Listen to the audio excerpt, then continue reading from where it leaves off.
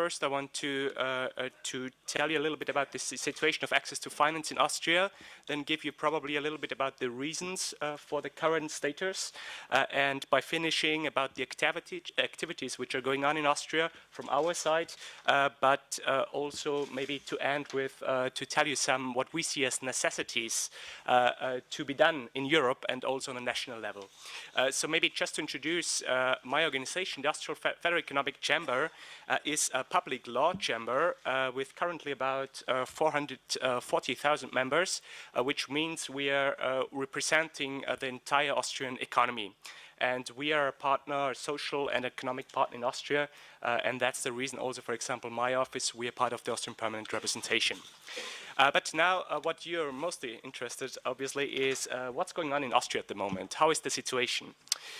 In general, I have to state that in Austria, the loan finance is by far the most important external source of finance. You know this ratio 80-20, so 80%, it's about 80% of loan finance and 20% of capital markets, where you also see the weak point in Austria, which is obviously the capital market. But firstly, maybe I want to concentrate on the loan finance, and here probably on the demand side. So what we can see at the moment is that companies are quite reluctant to invest due to the uncertainties you're all aware of the crisis. But nevertheless, here I have to say that in Austria we are still in a quite comfortable situation, which means in 2012 we even had a growth of loans that were given to companies, and which is a little bit higher, or which is a situation which is better than probably in the rest of Europe. But what's going on the supply side also, so I mean on the bank side, so what we are seeing is that banks are deleveraging due to Basel III, or I mean this discussion is already going on now for several years. Of course, this is also the reason why banks are quite cautious in loan policy to a certain unclear economic outlook. And banks, what we can also see is that demand more collateral and have tightened their lending standards. Nevertheless, what we found out in a survey which we're conducting in October 2012 is that there is no credit crunch in Austria. So there are only 10% or less than 10% of companies which raise severe problems getting finance. And there are also 75% of companies saying actually that they don't see any different behavior of banks since the crisis. And we have a traditionally very high level of satisfaction of companies with their house bank or with their bank, which is also about 80%. Which is yeah, it's right, it's still good, but of course there are also some, I mean, I don't want to present a picture which is too perfect. I mean, of course there are also some challenges, but maybe I come to this a little bit later. But nevertheless, taking the challenges still a little bit apart, I mean, the access to finance seems to be easier in Austria than in many other EU states.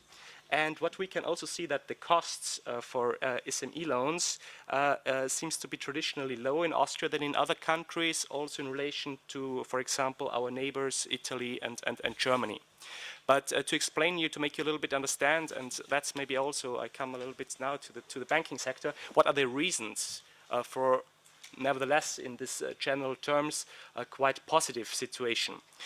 I mean, one of the main reasons is definitely that Austrian SMEs profit from a highly diversified banking structure within Austria.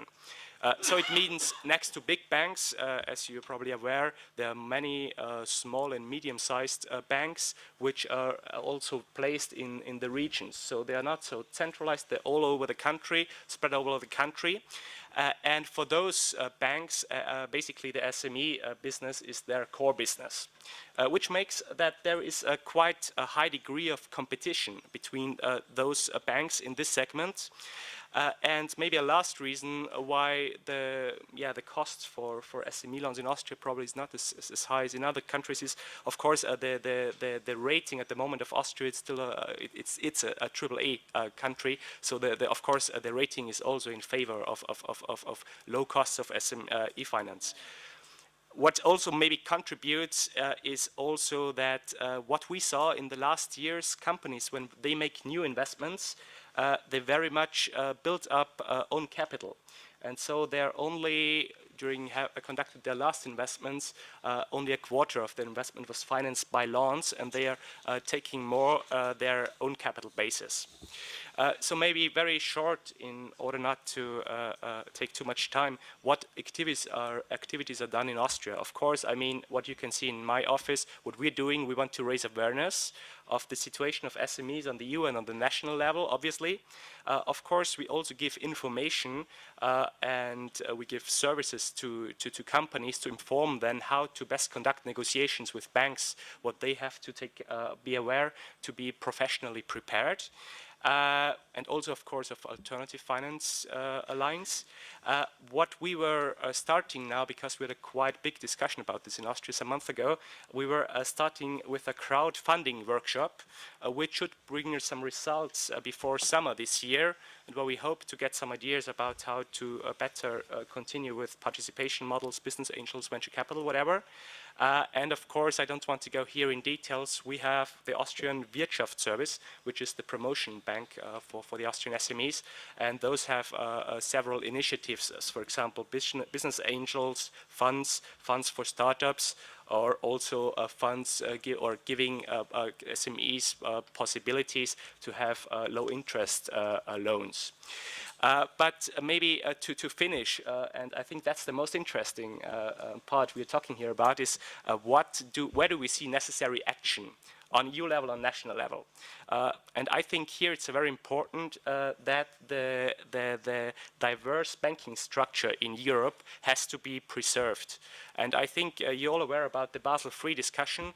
Fortunately, it seems to be that this issue will positively end. I think most of you are also aware that basically in this Basel III framework there will be these 2 points which should ease access for finance for SMEs by reduction of the risk weights and increasing the retail threshold.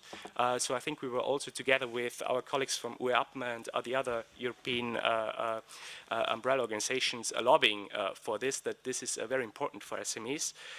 And what we also see, like, to preserve this decentralized banking structure, I think we all have to be careful about what's going on in the banking regulation part at the moment, which means you have very many cumulative regulatory burden on banks.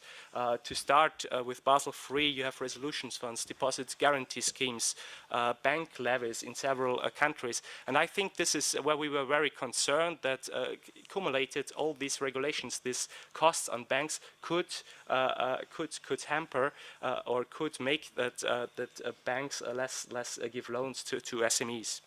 What the Austrian Fair Economic Chamber is asking for on the EU level is something like an EU guarantee fund for the next multi-financial framework 2014 to 20, which would be something like to combine some guarantee schemes from the EU level and the national level in order to create more leverage, which would be an idea. For giving an example, you give 5 billion euros in this instrument, and you can give loans about 50 billion euros. So this would be the idea.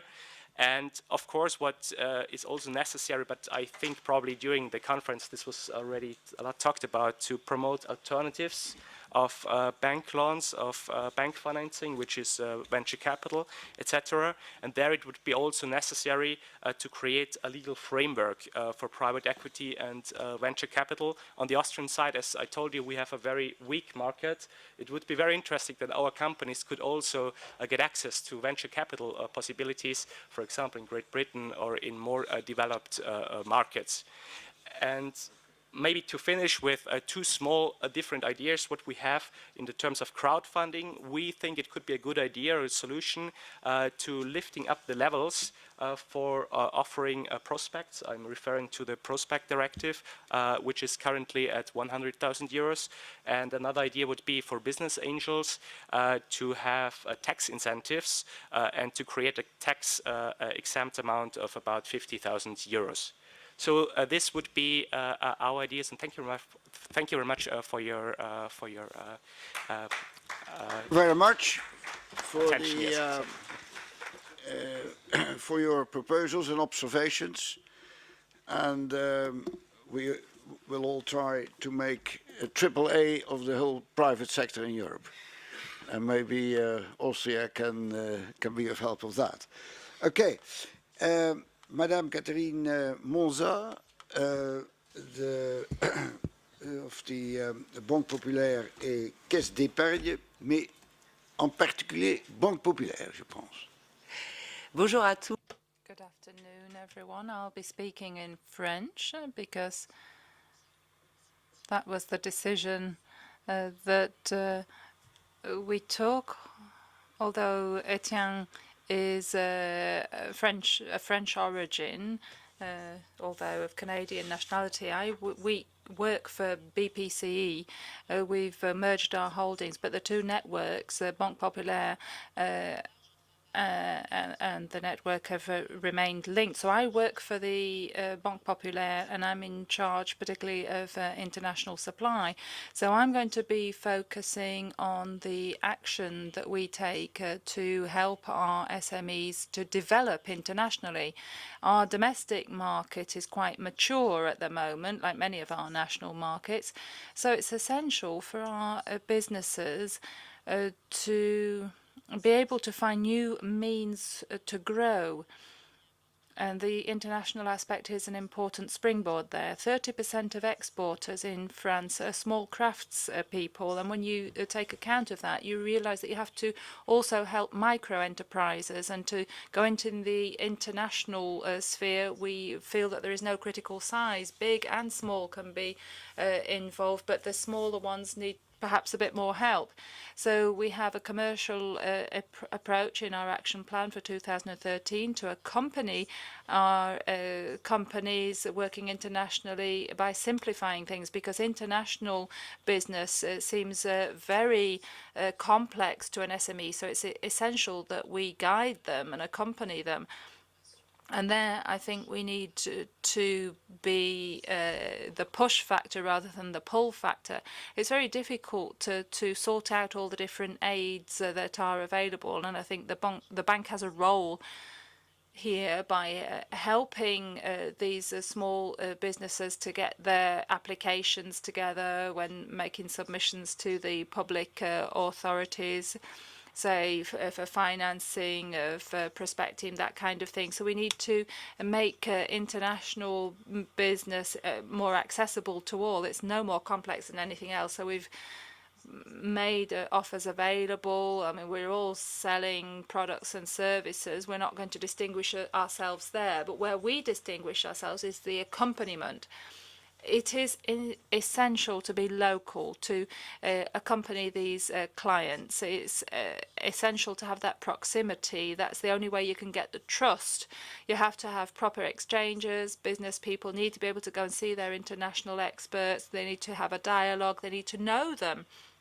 A platform at the other end of Asia is not going to help your clients in this respect. So that's what we're trying to build upon. For me, proximity is essential, perhaps not for all businesses, but for this one, yes. For cross-border services, I'll talk about what we do with the International Desk Network, where we work in cooperation with different members of the CIBP in order to facilitate international development for our respective clients, helping them to open an account. That's often the first step, with associated services, and of course with aid for funding. Now, you know that local funding is also easier to fund a local operation, but we will offer 100% or 50% guarantee for treasury operations for our partners within CIBP. And it works. We do have exchanges. We talked about this morning. It's not a mass market. We don't have 15 requests every day. But when we have a client that we can accompany in that way, it's very gratifying for us because we're happy to see them carry out a project.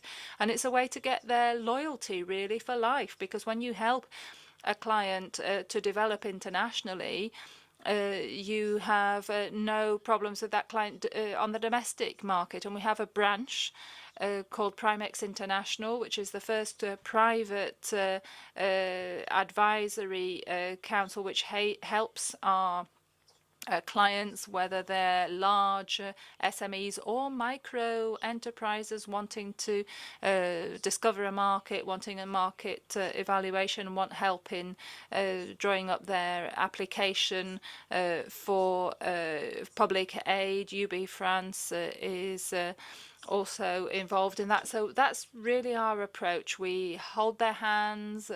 We don't say it's up to them to know what they want to do. No, because when you're confronted with that kind of subject, you see that it's difficult to get the information. It's difficult to know how to fill in an application. There might be a language problem. So that's it. That's what we do. Thank you.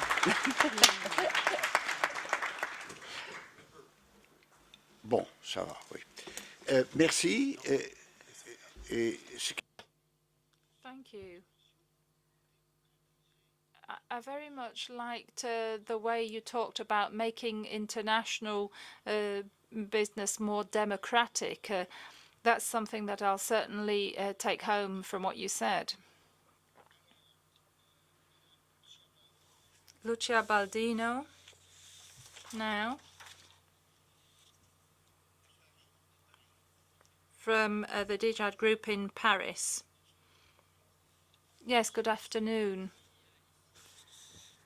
I'm representing the Gardens movement, Desjardins.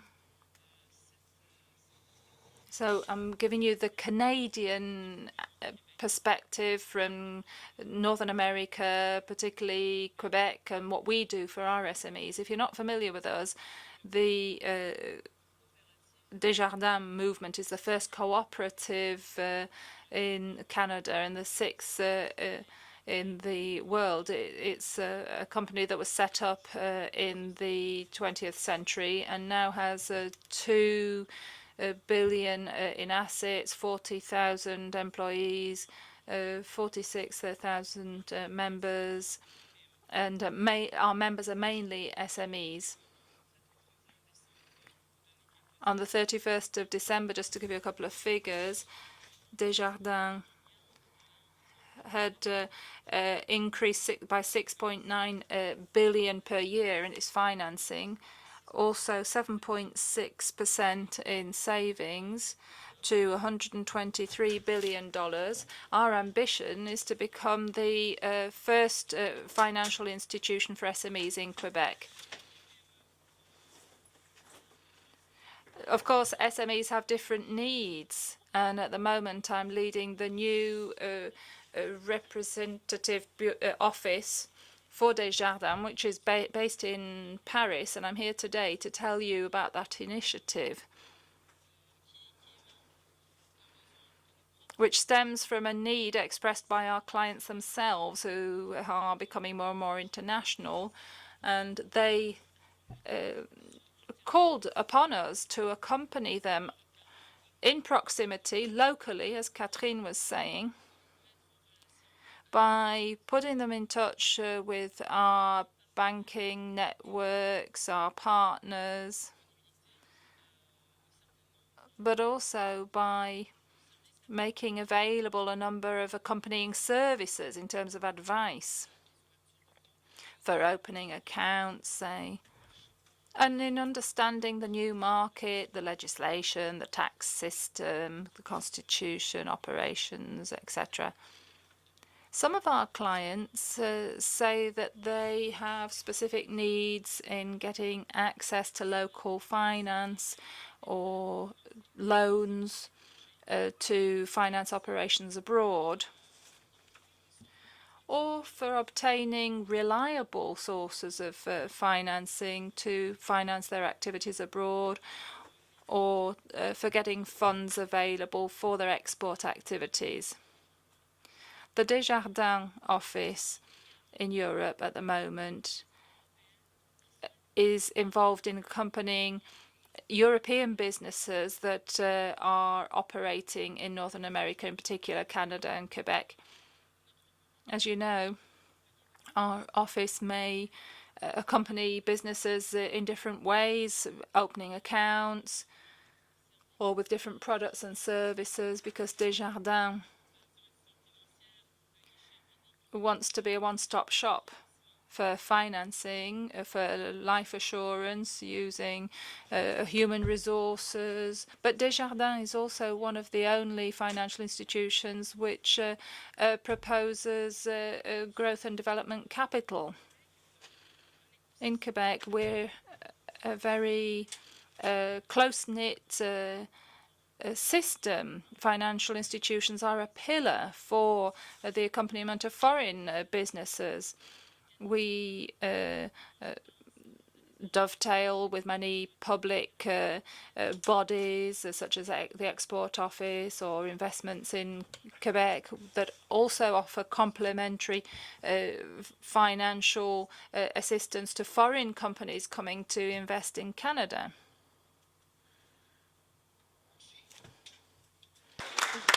Merci à vous. Thank you. Well, yes, you support businesses all over the place. That's very good. We'll talk about that later on. We'll be hearing comments and questions.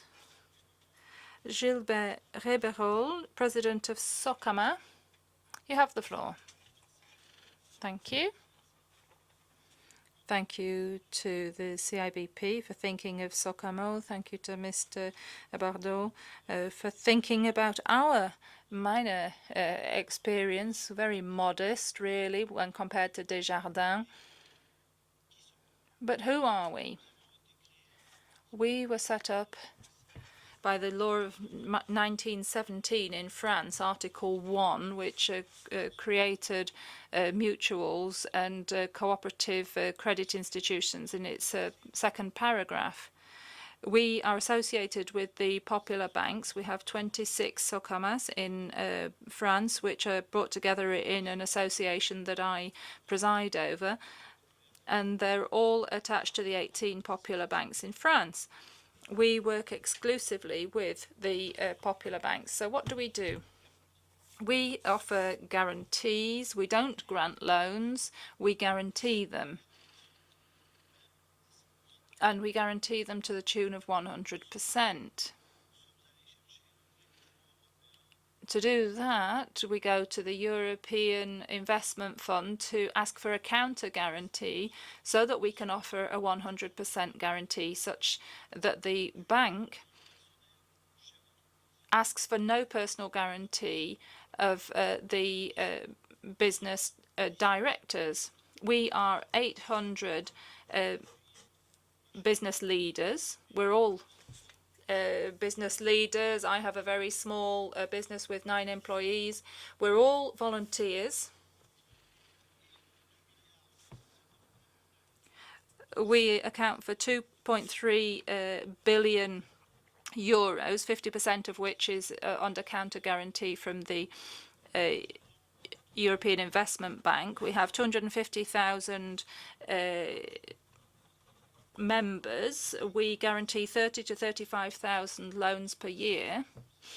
And in 2012, which was a very difficult year, I can say that we offered the same number of loans and contracts for slightly lesser amounts, because companies were thinking about the economy and investing less than usual, but the number of contracts was almost the same as for any other year, give or take a percentage, a point or so. So we were wondering that if the European Investment Fund could accompany us with Treasury, we could guarantee Treasury loans. We don't do that at the moment simply because we don't have the means alone, and that's a bit of a complex matter. But business leaders who, like me, are people from the field can guarantee business in this way because we extend throughout the territory of France, and we are your corner shop guarantee because we are business leaders that know other business leaders who bring in their expertise to offer these guarantees with the popular banks who trust in us. It's a partnership. The popular banks have trusted in us right from the outset.